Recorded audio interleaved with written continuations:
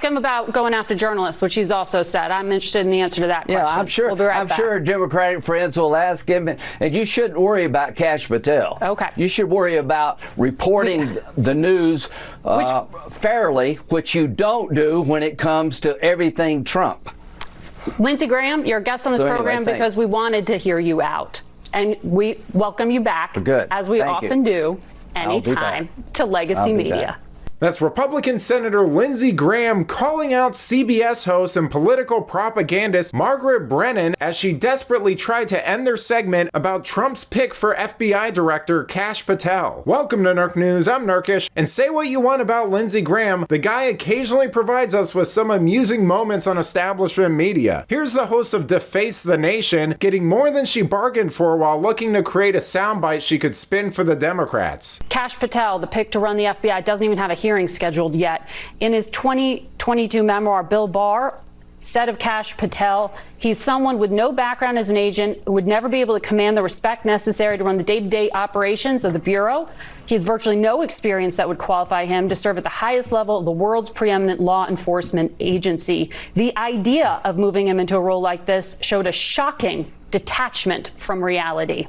Was Attorney General Barr wrong then and wrong now? Yeah, he was wrong then, he's wrong now, and I take my advice on Kash Patel from Trey Gowdy, dear friend from South Carolina who worked with Kash. Kash was a public defender, he was a prosecutor, he worked with Trey Gowdy about the Russia hoax, so I do think he has the experience, he has the trust of the president, and we'll see how all this plays out. But Trey Gowdy is enthusiastically supporting Kash Patel, and that means a lot to me. Well, okay, but he's got a list he's published, Kash Patel has. He published it in a book of enemies. It includes people like the FBI director, Defense Secretary Austin, Bill Barr, former White House counsel Pat Cipollone, former CIA director Gina Haspel, the head of CENTCOM. I mean, do you take him at his word here that these are an enemies list and you're going to put him in a law enforcement role to go after him?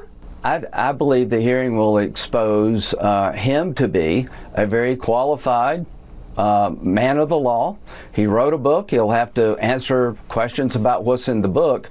But I'm ready to vote for him because I know him too. See, you never asked me about the Russia hoax that he exposed. People on the right believe that he was part of the solution, not the problem. You know, it's a little funny that the hacks and legacy media will get all worked up about this and act like it's the end of the world, but expressed zero concerns about Biden's weaponized DOJ or any of the things the intelligence community has done to Trump prior to that. I mean, you want to talk about an enemies list? Letitia James practically ran on prosecuting Trump. And did anyone in the media take that seriously? Of course not. Lindsey Graham, this is a far cry from the question about Kash Patel. Are you you're committing to vote for him no matter what? Yeah.